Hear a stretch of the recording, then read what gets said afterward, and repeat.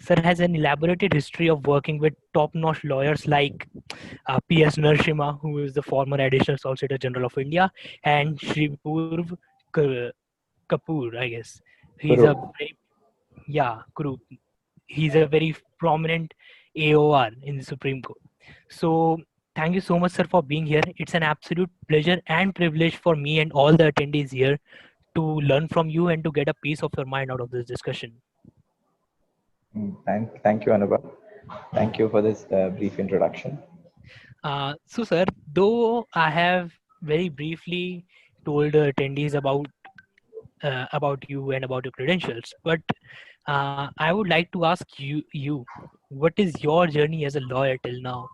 Like why you choose to came in law, and what are your learnings from from your wide and lavish experience of 6 years in this? See, Anubhav, so far as I'm concerned, I'm a second generation lawyer. So my father still practices in Allahabad High Court, and he's an experience of more than 35 years at the bar. So for me, law as a choice did not come as a personal choice. I saw my father from the childhood, and somehow, I was obviously infatuated to the profession. As a child, you tend to think very small things. I used to see every day my father getting up, ready and being prepared in that black and white uniform, which attracted me. And I joined School of Law KIIT University in 2009 because I could not get, of course, a good national law university. I did not had good rank in CLAT, so I had to join School of Law KIIT University. That was also not as a matter of choice. If everybody wants to study in the best law school possible, I could not get admission. But as soon as I reached the law campus, it was so vibrant. The faculties over there, the seniors, we were just the third batch of the law school, so very fresh. So just the third batch of a 5-year course. So not a single batch which had passed out. But we had professors like Professor Faizan Mustafa, G.V. Ajappa, V.D. Sebastian, who had great experience. And we had some of the best young minds who were very young then. Professors like Professor Yogesh Pratap Singh, Professor Kumar Kartikeya Tiwari, Professor V. Sham Kishore, Professor Tabrez Ahmed, who actually made things very clear in our minds. They were very frank. They told boss, look, you come from a private university, a very fresh batch of graduates. So when you will go in the market, you will be the brands of the university. So if you don't work hard on the campus, there's nothing we can do for you. So this thing was very clear from the very first day at the university. This actually helped us. There are certain advantages of going to a private law school. We were just the third batch. So when I reached the law school, I got in my first year a very prestigious moot called SP Sathe, which is generally organized by ILS Pune. So if you talk about a very reputed law school, you won't get an opportunity to do Sathe in your first year. But I got it. And when I went to ILS Pune along with my team, I was a speaker then, I remember. After the competition, although we could not win the competition, we were just ranked the third best team. After the competition, I realized one thing, which was that in order to be a good lawyer, you don't need great learning, great experience, large number of years. All you need is that when you're given a proposition or a case and which you have to argue, you need just two things. One, a great grip of the facts which are involved. And two, a well-researched proposition in your mind which you want to argue. If you have these two things in your hand, you can argue anywhere, anytime. So this became very clear, and thereafter we did a lot of moots. I have done Philip C. Jessup, I have done NLS arbitration, I have assisted teams doing BR Sani, Dharwad. In my final year, I was a part of the team which finally won Bar Council of India moot court.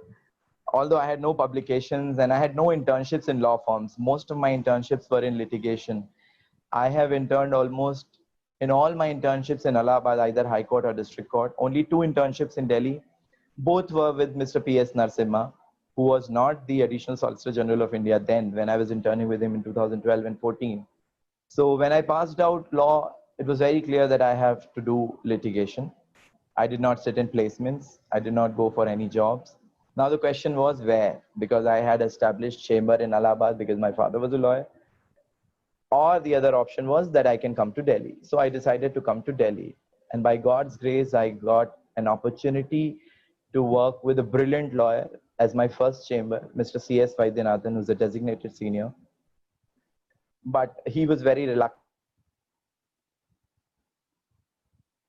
Why are you joining me? There's no work for a junior. I insisted, no, sir, I want to work with you. I want to work with you. So he finally gave in and he agreed to accept me as his junior. But in the first 15, 20 days, I realized that he was right. He actually doesn't need a junior. He's a brilliant lawyer, and he was briefed in the best of the matters, briefed by the best of the law firms. So he actually did not need a junior. So after 15, 20 days, I realized that I'm not getting to learn much, except for the court craft, which I did not need at that stage, because that's a stage as a beginner lawyer, you need to learn how to draft a matter, how to, Yeah. get a client or a case. Those were the things which you don't get to learn in a senior's office.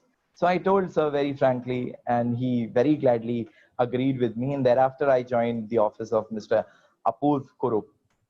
So this was a unique experience working with Mr. Kurup, because he had had just returned from US, and he was empaneled for the state of Chhattisgarh and Madhya Pradesh. When I joined him, he was not even an advocate on record. In 2015, he became an AOR, and immediately thereafter, he became standing counsel of the University Grants Commission in the state of Chhattisgarh. So we got a plenty of these state matters, and I assisted sir in coal allocation, in NJAC, and in very famous cases like Augusta Westland, Nan scam, where I got an opportunity as a first year, second year lawyer to assist directly the Attorney General of the country. It was a great experience for me. And on the other side, for UGC, we argued the celebrated cases like it actually settled the law in terms of distance learning for technical courses like engineering and medical. So thereafter, after working 3 years with Mr. Kurup, I got an opportunity to work with Mr. P.S. Narasimha, who was then the Additional Solicitor General of India. A law officer's office is a different thing.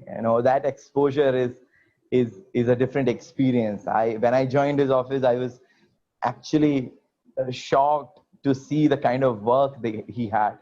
We used to get almost 20-22 briefs every day from the ministry or the central law agency, and those 22 briefs you have to prepare in a span of 15 hours, and then you have to prepare it so well that you have to brief your senior for 5-10 minutes, and he has to be ready to argue that matter. So we were 7 or 8 of us, and the briefs were equally distributed amongst the 6-7 juniors who were there. And we used to prepare the list of dates, we used to research, and then we used to give points to the senior for argument. During his ASG stint, I assisted him in euthanasia. I assisted him in SC/ST reservation so far as Delhi is concerned. And I assisted him in Reliance Jio. I assisted him in some very famous competition law cases. Thereafter, he resigned from the post of ASG. And after his resignation, I assisted him in 2 very important cases, one of which was BCCI.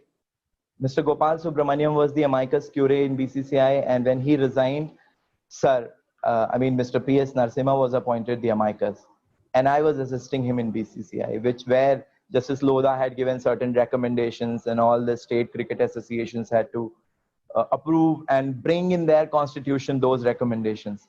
So there came a stage where all these state associations were fighting amongst themselves along with the BCCI and saying, no, we don't want this, we don't want this.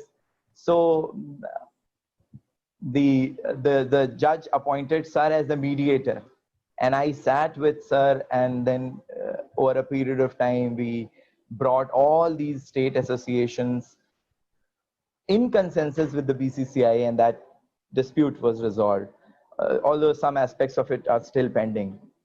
And the second important case where I worked with sir after his ASG stint was Ram Janmabhoomi. So sir was appearing for Ram Lala in the suit 5 in the Ram Janmabhoomi, and I was assisting him.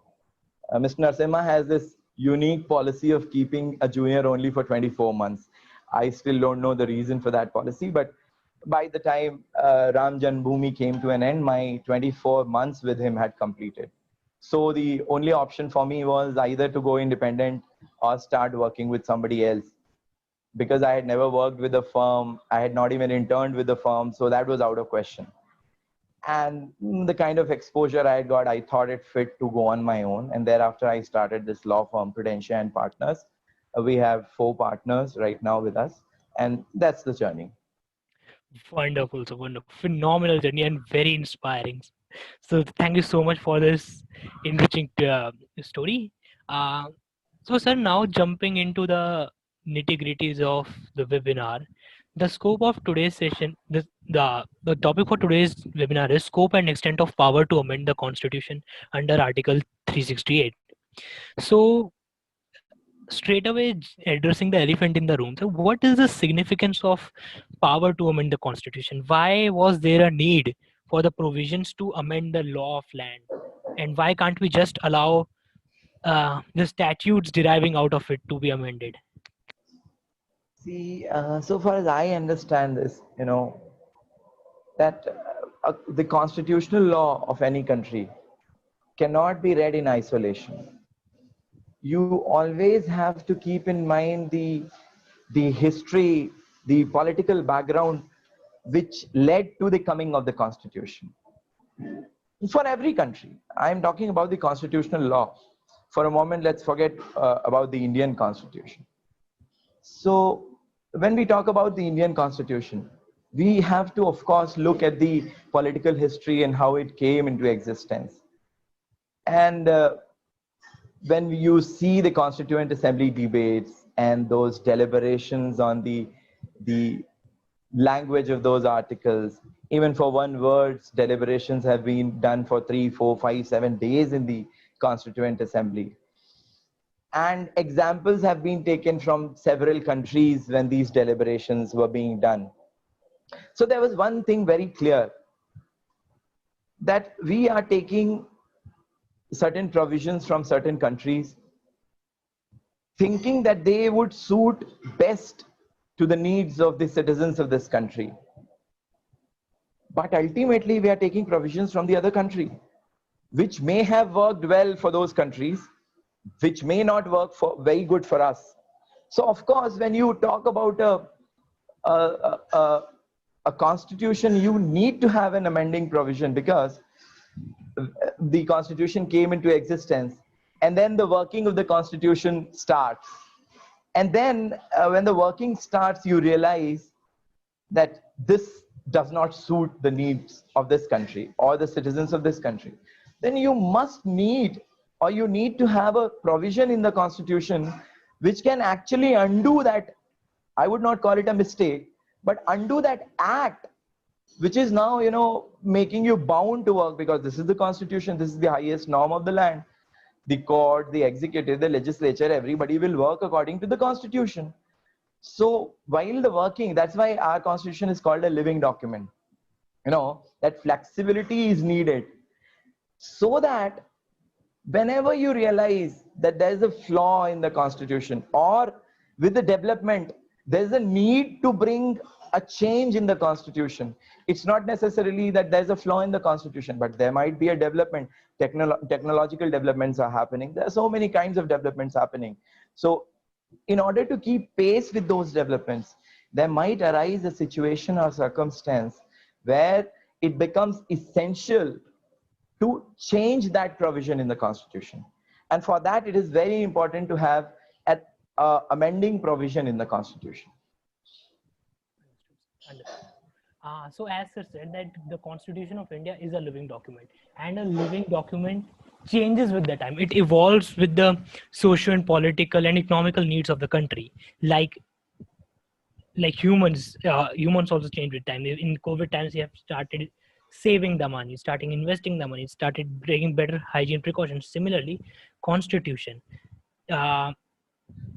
If the demographic profile of the country has changed, if the economy has boosted, or if the political needs of the countries have foundational change, then the law catering to these things also has to change, and which is constitution.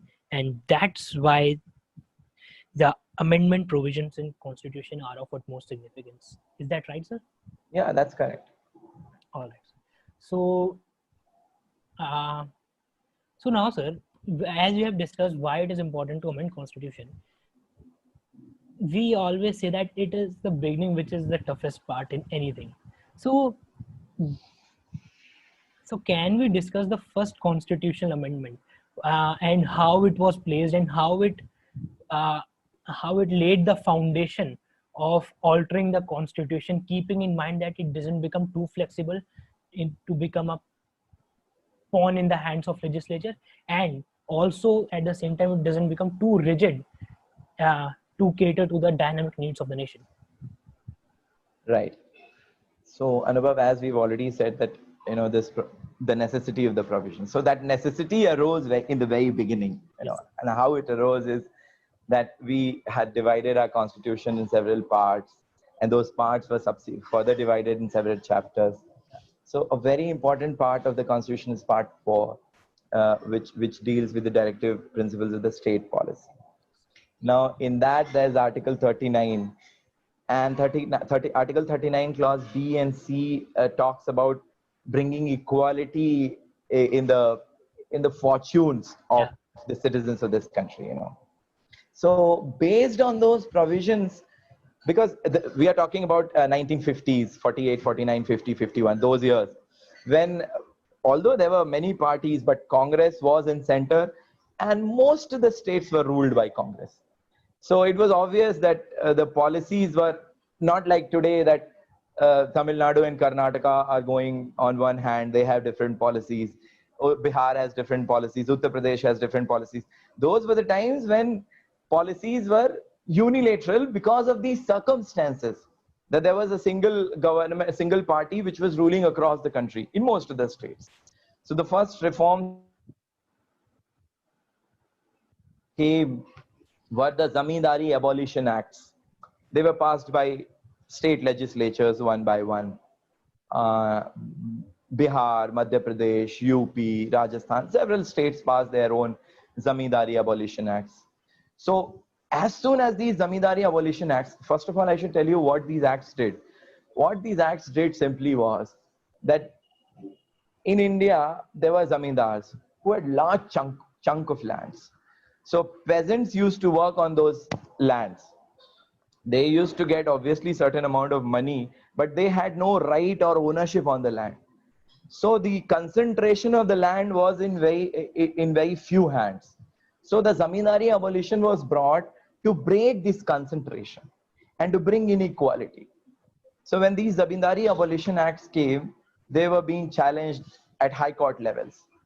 So, and there were contradictory judgments also coming. For example, the Bihar High Court, the Patna High Court said that the Bihar legislature is unconstitutional.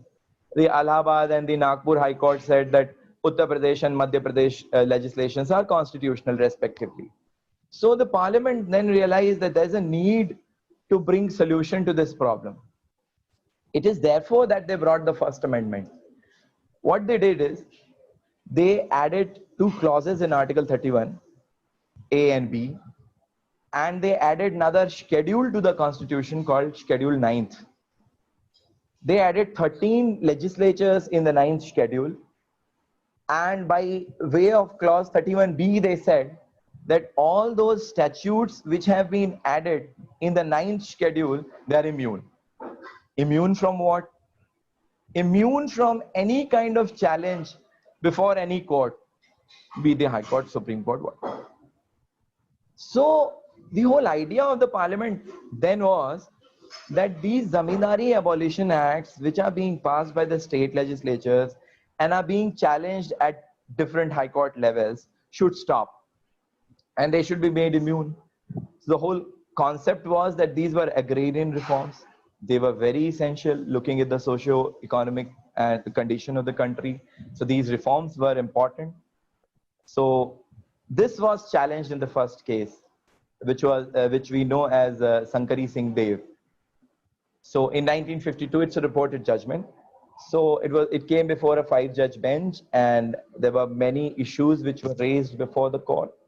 The first issue was a very technical issue, which said that Article 368 says that a bill should be passed in one house, then in the other house, and should be passed by more than 2/3 of the majority of the members present and voting. But when this first amendment was passed, the parliament had not come into existence. So by way of Article 379 of the Constitution, the provisional parliament was nothing but the Constituent Assembly itself, which had actually drafted the Constitution. The real reason was nothing but because they realized that once you bring in effect the Constitution, there will take some time to hold elections. So what will happen till then? So they gave these provisional parliament the powers of the parliament, and by way of clarification under Article 392, the president promulgated a clarification, said that for the purposes of Article 368, so far as the word both houses are concerned, provisional parliament shall do. So the provisional parliament brought these amendments. So the first challenge in Sankari Prasad was that these amendments have been brought by provisional parliaments, and Article 368 gives power to amend the constitution only to the parliament. Hence, this is not a valid amendment. That's one. The second technical argument which they raised is that they said that the procedure which is prescribed in 368 talks about a bill being presented to the parliament. Now this bill which brought the first amendment was amended several times before it was passed.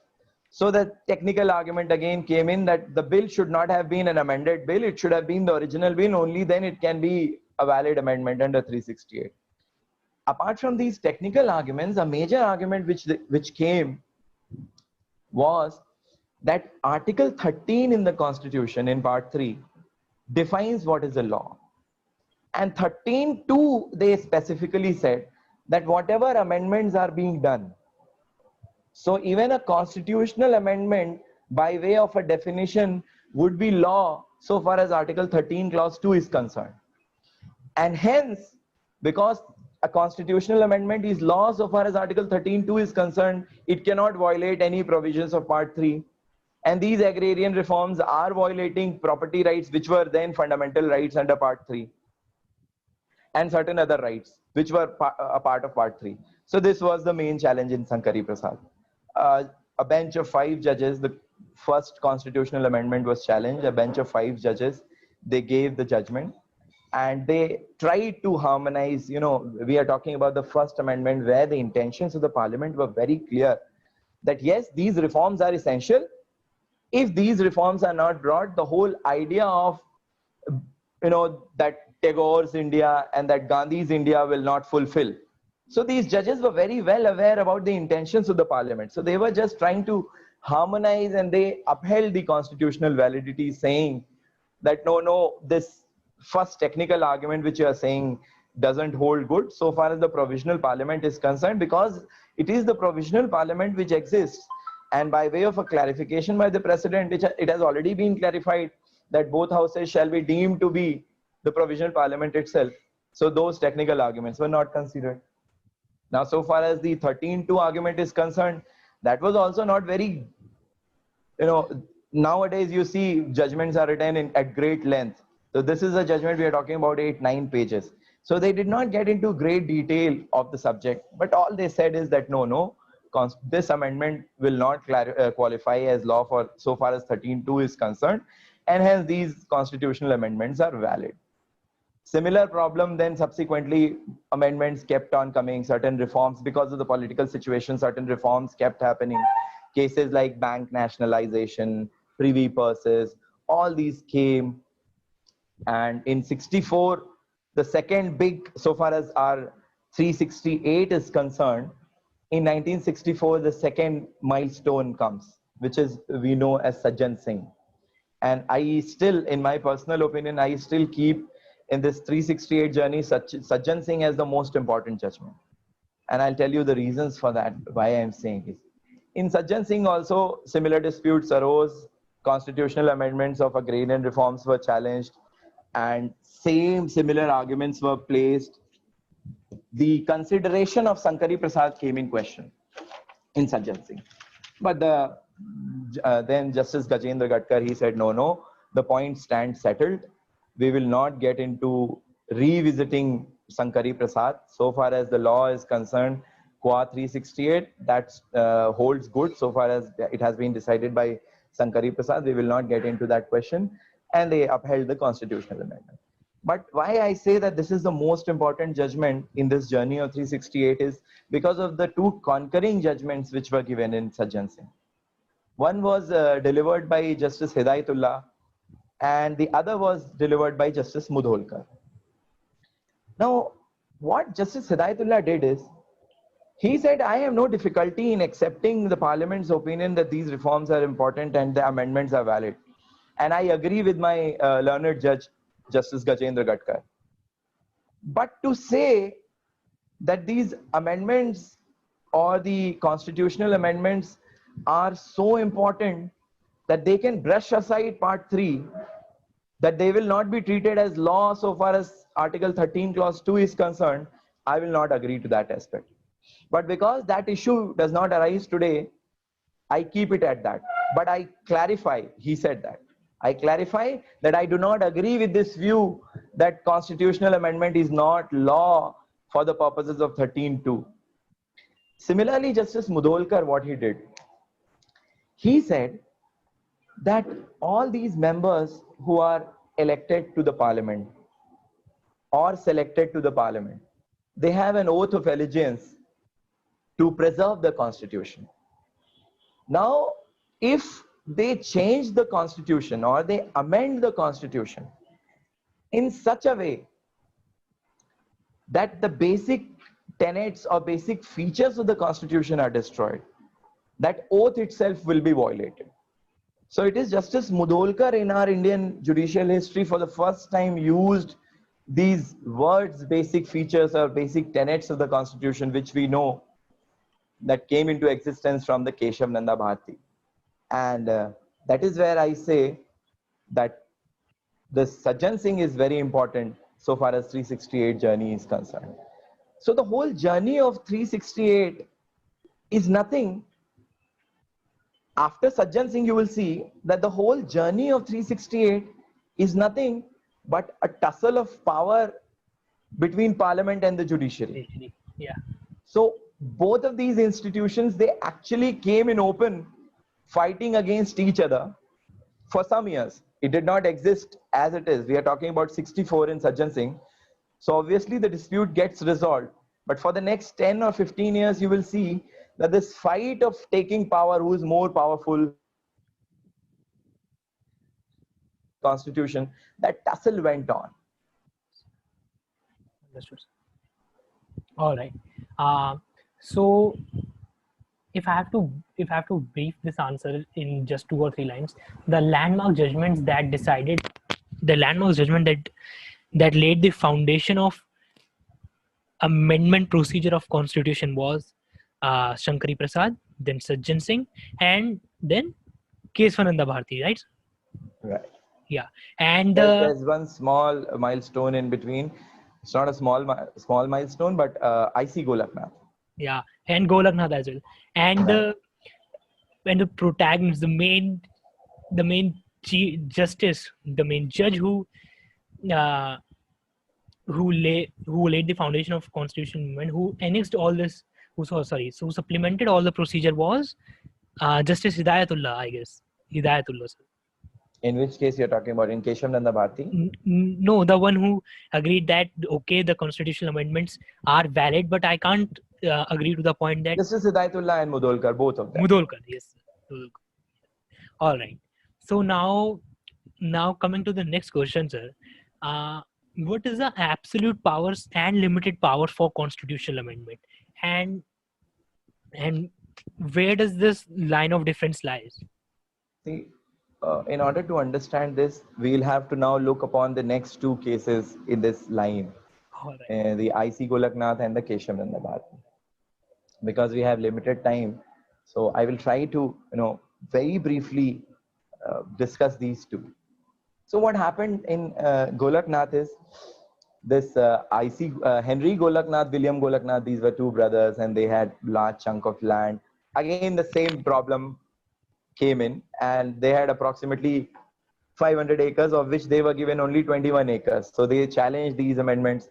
Again, 11-judge bench was constituted. And by a very thin majority of 6-5, Justice Subba Rao did something which I still call a masterstroke. And why I call it a masterstroke is that he actually showed that this constitution can be interpreted anyways, you know. So what he did is, he altogether took the debate on a different angle, and he said that so far as Article 368 is concerned, that is merely the procedure to amend the constitution. Now then the question arises, where is the power? He said that the power to amend the constitution lies with the legislature as given in the constitution under Article 245, 246, 248, read with the residuary power. Entry 97, list 1. So what the benefit of this is, the benefit of this interpretation is that automatically the whole debate ends, because 245, 246, 248 very categorically says that the parliament cannot make any law which violates part 3. And the moment the power is in 248, then that limitation of 13(2) and the limitation that these part 3 provisions of the constitution are immune gets activated. So that's what he did in Golaknath. Now, as soon as the Golaknath judgment came in, obviously the government wanted to set it aside, because after Golaknath, one important thing which Justice Subba Rao did along with all this is that he said that even though I am saying all this, but this concept of prospective overruling was brought in Golaknath. And he said that whatever has been done so far, we will not touch that. But prospectively, this law will apply. But even then, the government had a problem. The government had a problem because the reforms were in progress. There were certain other reforms which the government was planning. So Golaknath had to be somehow set aside. Then 24th, 25th, 29th amendment came in. It is here that Keshav Nanda Bharati came in. That these amendments, when these were challenged, there were several petitions filed in the Supreme Court. Keshav Nanda Bharati accidentally became the lead petition. You know, it's very relevant to state because just three days back on 6th of September, His Holiness Keshav Nanda Bharati Shripad Galbaru just passed away. So it's not as if that he was the most rich client that this case became very famous. It is just that many petitions were filed and his petition came as the lead. In fact, if you read Mr. Andhya Rujina's book on this particular case, he says that Keshav Nanda Bharati used to call his advocate on record and he used to say, boss, all these big lawyers are appearing in my case. How will I pay their fees? He was worried about that every day I'm hearing my name in the newspaper. What have I done? What's my fault? So he was not as such involved in the case. It's just that his ashram's land were also, taken away by the state legislature. So he had also filed a petition like all other petitioners, but his petition came as lead, and a 13-judge bench was constituted to reconcile this whole issue which had got stuck after Golaknath. So this case, this Keshav Nanda Bharati, which came up with this doctrine of basic structure, which we know now today. I think this doctrine came by way of an accident. It was not as if these 13 judges, they deliberated upon their judgments and then they came up with the doctrine. From the very beginning, there's so much has been said about this. I need not get into the details of those. But one thing was very clear, that amongst the judges, there was two factions created from the very beginning. One which was pro-petitioners, one which was pro-respondent. That means pro-government, anti-government. So the first pro-petitioner faction was led by the then Chief Justice, and the second faction was led by the then Justice Ray. So six judges each. From the very beginning, the minds were clear. The deliberations, how they happened, how questions were asked. So when the petitioners are arguing, the other against 6 faction will pose all the questions. When the respondents are arguing, the pro-petitioners will ask all the questions. So it became very political and heated exchanges and debates and all these things happened. But at the end, 11 judgments came. So amongst these 13 judges, 11 opinions came up. And by way of these 11 opinions, 6 were with the petitioners, 6 were against the petitioners. So 6 of them gave unlimited powers to the parliament. And they said that so far as Article 368 is concerned, there is no limitation on the parliament. It can amend anything. It can do whatever it wants. And then there was a faction of 6 judges which said that no. There are certain inherent limitations in the constitution itself, which cannot be amended. Now they all these judges, they gave their own examples of what are these inherent limitations. Somebody said democratic structure of the constitution, the federal structure of the constitution, the secular nature of the constitution. They gave examples, but no, even on this side, amongst the 6 of these, they could not come to a consensus as to what are those inherent limitations they are talking about, which cannot be amended. Then 6, there was a one man in the midway who was our Justice Khanna. So Justice Khanna, he said, no. So far as limitations are concerned, there are no limitations. So in a way, he agreed with the other 6, which were giving unlimited powers to the parliament. But at the same time, he said, although the powers are unlimited, if the parliament wants, it can amend part 3 also. But there are certain basic tenets of the constitution which cannot be amended. So his conclusion was of the pro-petitioners, but his reasoning was of the pro-government. So if you see, a ratio of any case is because of the reasons which are given. So if the ratio is to be looked, the reasoning matches the pro-government, but his conclusion matches the pro-petitioners. So when the judgment was delivered, it is said that in the open courtroom, Chief Justice passed a paper which had 5-6 points written on it, and on top of it, it was written view of the majority. How that view of the majority came in, whether judgments were deliberated by all the judges, these things were not mentioned. And he passed on this paper. So I think 9 of the 13 judges, they signed on this view of the majority.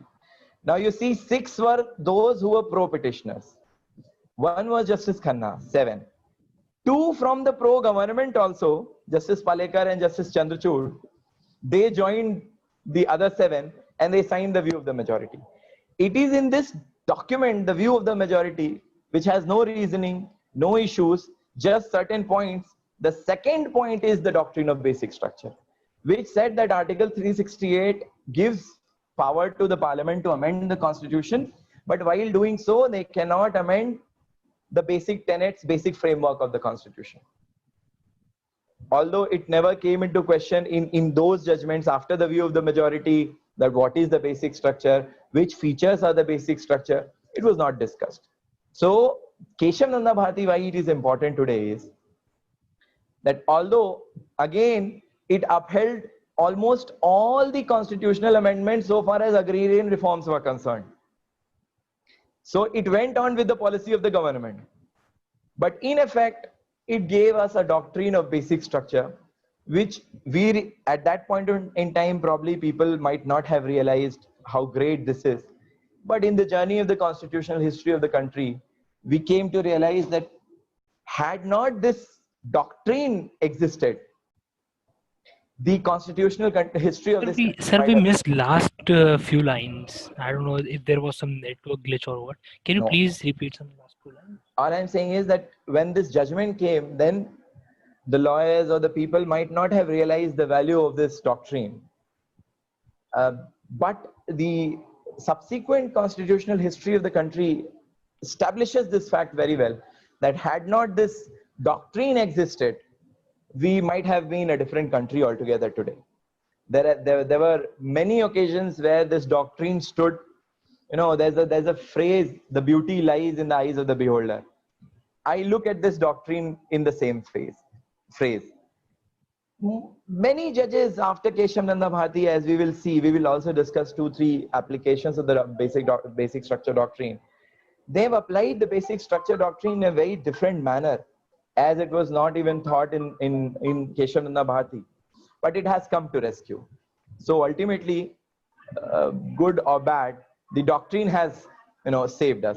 So if you legally or technically look into the question whether the doctrine was reached by a very correct judicial methodology, those are all questions of intellectual debate, and they are never ending. But ultimately, the doctrine has saved this country. There is no doubt about it. All right. So, while discussing this absolute and limited power, we have to a large extent, we have also discussed the formulation of doctrine of basic structure. But so you mentioned that few of the judges have construed doctrine of basic structure in a manner to cater to a purpose which hasn't even fathomed in Keshavananda Bharati. So can you shed a bit more light on that regarding the interpretation and evolution of doctrine of basic structure? See, why I said this is that when in 1973 Keshavananda Bharati was decided, there were certain political aftermaths of after the decision, because the judgment was given on 24th of April 1973. It is the same day when the then Chief Justice Sikri was to retire, and thereafter Justice Ray was elevated, looking behind three senior judges, Hegde, Shelat, and Grover, if I'm not wrong, and he was made the Chief Justice because of his pro-government views. So, and after Keshavananda Bharati, the first application of the doctrine came very the first time in the election case. Let's take the election case. Why I'm saying this? What happened in election cases that Indira Gandhi's election was challenged before the Allahabad High Court, and the then judge of the Allahabad High Court ruled in favor of the petitioner and set aside the election, saying that there were certain corrupt practices involved, and he said that she is disqualified from the parliament for the 6 years, but he granted 15 days for appeal. And of course, the union government came before the Supreme Court, before a vacation judge, who granted a stay, and subsequently Indira Gandhi case was decided. Meanwhile, when this Indira Gandhi petition was pending in the Supreme Court, 39th Amendment in the Constitution was made. Now, what 39th Amendment did is, it did two very important things. First, what it said is that the election of the Prime Minister and the Speaker will forever go out of the purview of any court. And second, it talked about the tenure. So it actually gave unbridled power to the parliament. So if one prime minister is sitting and whatever changes happen, or any corrupt practice or whatever is involved, it cannot be challenged before a court. It is here that the doctrine of basic structure was applied for the first time by the Supreme Court in a different context altogether. When we are talking about the Keshavananda Bharati's case, there the basic structure doctrine was looked into those aspects of the constitution which one cannot think that they can be taken away, like the democratic structure, like the federal structure. But in Indira Nehru Gandhi case, when the application came, then concepts like rule of law, independence of judiciary, these additions were being made, which were actually, if you look into those judgments which are part of the Keshavananda Bharati, these aspects were not given such importance. But because a doctrine came and it was never defined as to what the basic structure is, the Supreme Court of India got an opportunity to bring under its ambit, as per the circumstance and scenario, whatever they deem fit. So that's my point. Great, sir.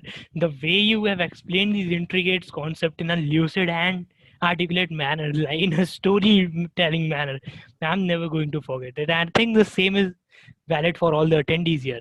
So great answers, very detailed and yet very precise. So, so I'm almost done with my sort of questions. My last question would be, how do we apply this doctrine of basic structure in the modern times? And is it possible for us to observe observe its application or violation in the recent legislative or judicial developments? The, the best example which comes to my mind is the ninth schedule itself. Why I'm saying is that when the ninth schedule was created, the object was very clear that there are certain reforms which the government wants to do. And while doing those reforms, if the government faces difficulty, it made ninth schedule, brought 13 statutes under the ambit of ninth schedule. Today, there are more than 283 or 84 statutes under the ambit of ninth schedule, if I'm not wrong. And this has come into question at several stages in our history, in Vaman Rao, in Ayar Coelho, to an extent even in Minerva Mills. So the problem is that when the constitution was framed, it was never in the mind of the framers of the constitution that it will be misused by any organ of the constitution. So the three main organs of the constitution, the legislative, executive, and the judiciary. So it was never, the intentions were so pious, so clear, so pure. They never thought that they will be misused. It was a presumption on their end that of course it will be used for the welfare of the country.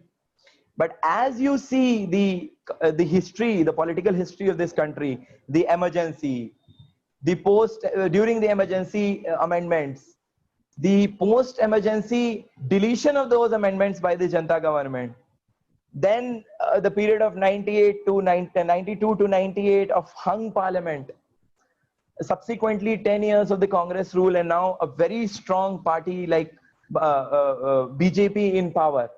So, there might come a situation where even if it was not thought, or even if it is not for the well-being of the whole nation at large, the party in power is so powerful that it can bring in that change. So this doctrine of basic structure becomes then very, it gives actually a wide power to the Supreme Court. So if you, let's talk about a normal statute. What are the basic grounds on which it can be challenged? Competence. So they'll see whether the parliament or a state legislature had the competence or not. Part 3. So whether it violates any provision of the Part 3 or not. And then the procedures which are given in the constitution to bring in a statute. That is all. So how will then the Supreme Court, let's say if all these 3 criteria are satisfied, even then there is a circumstance where the Supreme Court sees there is a problem, or a petitioner or a party sees there is a problem. How are you going to respond to that situation? It is here in cases like this that this doctrine comes, that it can be interpreted in such a way that if the judiciary thinks, or if those judges sitting there thinks that that's why constitutionalism is important. So this constitutionalism becomes stronger by way of this doctrine. So they can apply this doctrine and stop the parliament. No, you cannot do this. So they have an additional weapon, which is not codified, even better. But that has to be balanced by the judges also. They cannot stretch this. See, this whole agrarian reforms and the evolution of the doctrine has come into the socio-economic background. But ultimately, look at the result. After the Keshav Nanda Bharati, it has become very clear that the judiciary actually conceded that so far as the socio-economic reforms are concerned, Parliament has the authority. Because even in Keshav Nanda Bharati, those agrarian reforms or socio-economic reforms were not held unconstitutional, despite the fact that the doctrine came in. But that was the necessity of the time. The judges realized that these reforms are essential. There may arise a situation where the Parliament, being in majority, being in power, the numbers being in their favor in both the houses, comes up with an amendment which may have certain flaw, then this doctrine becomes very handy. All right, sir. So it is possible for us to have some recent examples of the application or the violation of the doctrine of basic structure, like Uh, if I have to be specific, like CA or NRC or the No, abolition of the cases which you are talking about, they are the cases which are still sub judice. subjudice. So we don't know. Yeah. But this doctrine has been discussed vehemently in NJAC recently. When this NJAC came, the act was brought. So independence of judiciary has now been established as a basic structure concept. So in NJAC, this doctrine came into application, and independence of judiciary was argued at length by both the parties, and the Supreme Court actually struck down this act on the basis of this doctrine. So the application of this doctrine, most recently, if I'm not wrong, is NJAC. and and and bringing of the uh, information officer's salary and transfer under central government. What about that? See, this strictly it cannot be said that this doctrine cannot be applied in normal legislations, because now the courts are getting in that direction. But ultimately, this concept or this doctrine was meant to test the validity of constitutional amendments, not of any other small state or parliament legislature.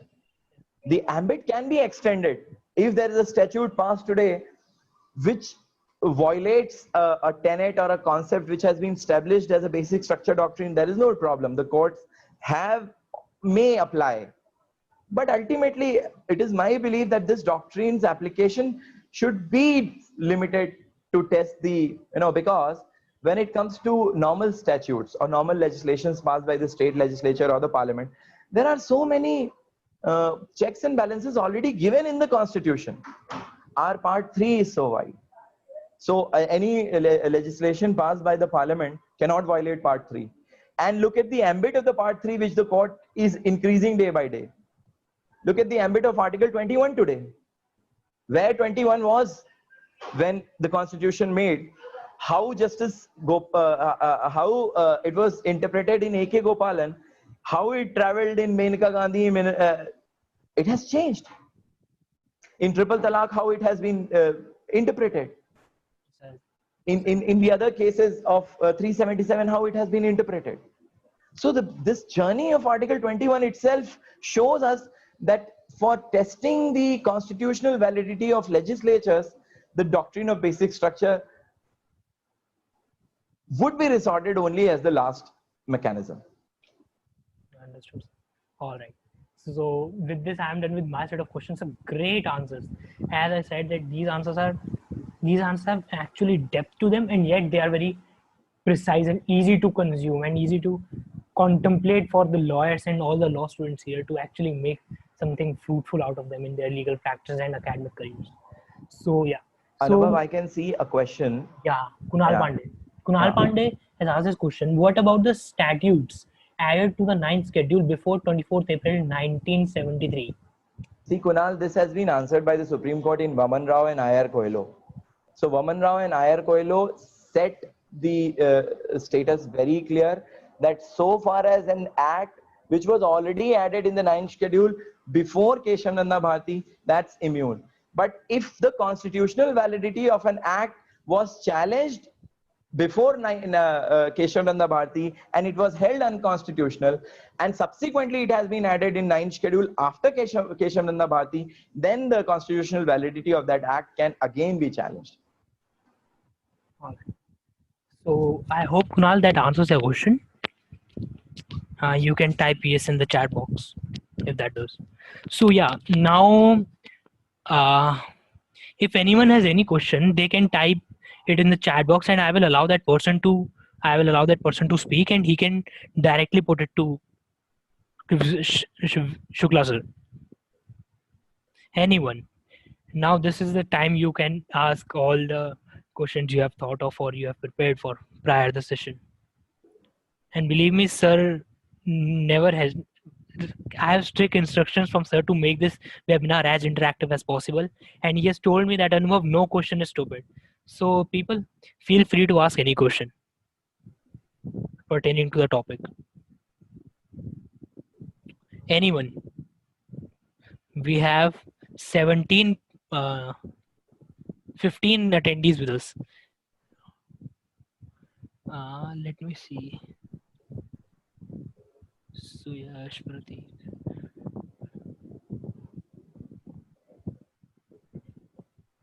Okay.